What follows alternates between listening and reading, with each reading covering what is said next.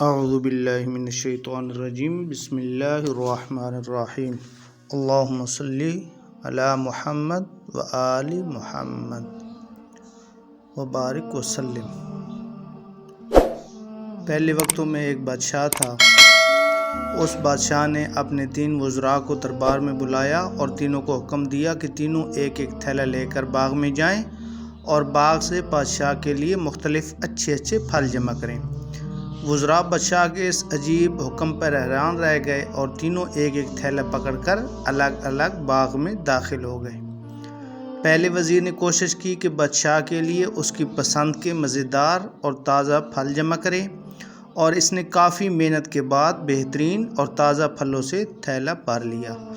دوسرے وزیر نے دل میں سوچا کہ بادشاہ ایک ایک پھل کا خود تو جائزہ نہیں لے گا کہ کیسا ہے، اور نہ ہی پھلوں میں فرق دیکھے گا، اس لیے اس نے بغیر دیکھے جلدی ہر قسم کے تازہ، کچے اور گلے سڑے پھلوں سے اپنا تھیلا بھر لیا۔ تیسرے وزیر نے سوچا کہ بادشاہ کی توجہ تو صرف تھیلے کے بھرے ہوئے پر ہوگی، اس کے اندر کیا ہے اور کیا نہیں، اس سے بادشاہ سے کیا غرض۔ یہی سوچ کر وزیر نے اپنے تھیلے میں گھاس پھوس اور پتے بھر لیے اور محنت کرنے سے بچ گیا اور اس کا وقت بھی بچ گیا۔ اگلے دن بادشاہ نے تینوں وزیروں کو اپنے اپنے تھیلوں سمیت دربار میں حاضر ہونے کا حکم دیا۔ جب تینوں دربار میں حاضر ہوئے تو بادشاہ نے تھیلوں کی طرف دیکھا بھی نہیں اور حکم دیا کہ ان تینوں کو ان کے تھیلوں سمیت دور دراز جیل میں قید کر دیا جائے۔ اب اس دور دراز جیل میں تینوں کے پاس کھانے کی پینے کے لیے کچھ بھی نہیں تھا سوائے اس تھیلوں کے جو انہوں نے خود اپنے لیے بھرے تھے، یعنی بادشاہ کے لیے بھرے تھے۔ اب پہلا وزیر جس نے اچھے پھل چن کر جمع کیے تھے وہ مزے سے اپنے انہی پھلوں پر گزارا کرتا رہا، یہاں تک کہ 1 ماہ بآسانی گزر گیا، اور دوسرا وزیر جس نے بغیر دیکھے تازہ اور خراب تمام پھل جمع کیے تھے، اس کے لیے بڑی مشکل پیش آئی۔ کچھ دن تو تازہ پھل کھا لیے، لیکن پھر کچے اور گلے سڑ پھل کھانے پڑے، جس سے وہ بہت زیادہ بیمار ہو گیا اور اسے بہت تکلیف اٹھانی پڑی۔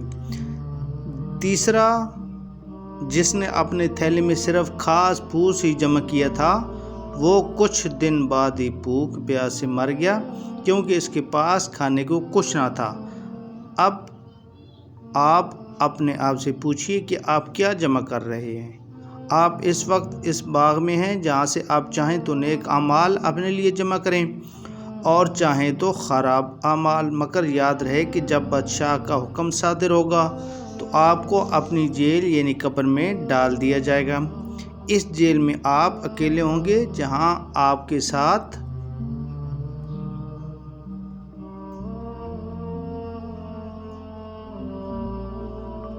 صرف آپ کے نیک اعمال کی تھیلی ہوگی، تو جو آپ نے خود جمع کیا ہوگا وہی آپ کو وہاں کام دے گا۔ تو ساتھیوں، آج تھوڑی سی محنت کر کے اچھی چیزیں یعنی نیک اعمال اپنے تھیلے میں جمع کر لیں اور وہاں آسانی اور آرام والی زندگی گزاریں۔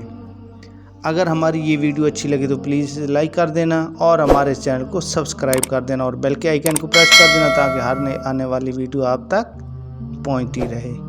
اللہ تعالیٰ آپ سب کا حامی و ناصر ہو۔ والسلام ورحمۃ اللہ۔